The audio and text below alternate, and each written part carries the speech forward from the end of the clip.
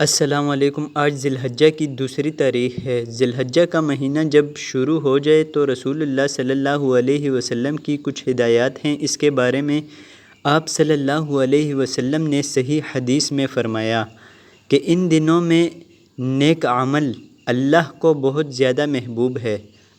تو یہ جو پہلی تاریخ سے 10 تاریخ تک کے ایام ہیں، ان میں کوئی بھی نیکی کی جائے، روزہ رکھا جائے، تہجد پڑھی جائے، صدقات و خیرات کیے جائیں، یا کوئی بھی بھلائی کا کام کیا جائے تو اس کا ثواب عام دنوں سے زیادہ ملتا ہے۔ دوسری بات یہ کہ یہ جو ایام ہیں ان کی قرآن مجید میں قسم بھی اٹھائی گئی ہے۔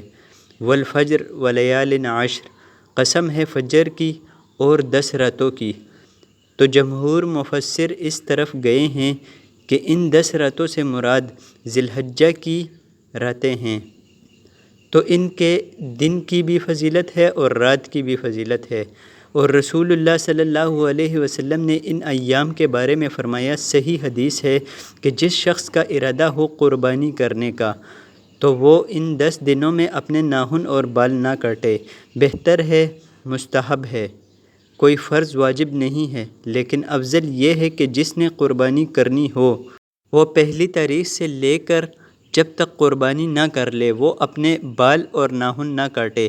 افضل یہ ہے، اور ایام تشریق بھی ہیں ان میں 9 ذی الحجہ سے لے کر 13 ذی الحجہ تک، جس میں تکبیرات تشریق ہیں، جس میں زور زور سے اللہ اکبر لا الہ الا اللہ واللہ اکبر اللہ اکبر وللہ الحمد پڑھا جاتا ہے۔ اور 9 ذی الحجہ کے روزے کی ایک الگ سے فضیلت ہے، عرفہ کا روزہ جسے کہا جاتا ہے۔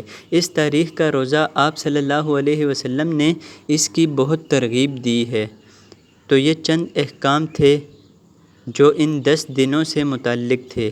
اللہ تعالیٰ سے دعا ہے کہ ہمیں ان ایام کی جو فضیلت ہے اس کو حاصل کرنے کی توفیق عطا فرمائے۔ تو دوستو، کیسی لگی آپ کو آج کی یہ ویڈیو؟ کمنٹ سیکشن میں ہمیں ضرور بتائیے گا۔ اگر آپ کو ویڈیو اچھی لگی ہو تو چینل کو سبسکرائب کر دیں۔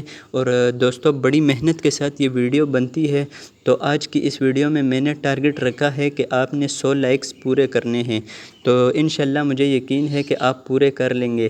تو دوستو، آج کی ویڈیو میں بس اتنا ہی۔ اپنا اور اپنوں کا خیال رکھیے۔ مجھے دیجیے اجازت۔ اللہ حافظ۔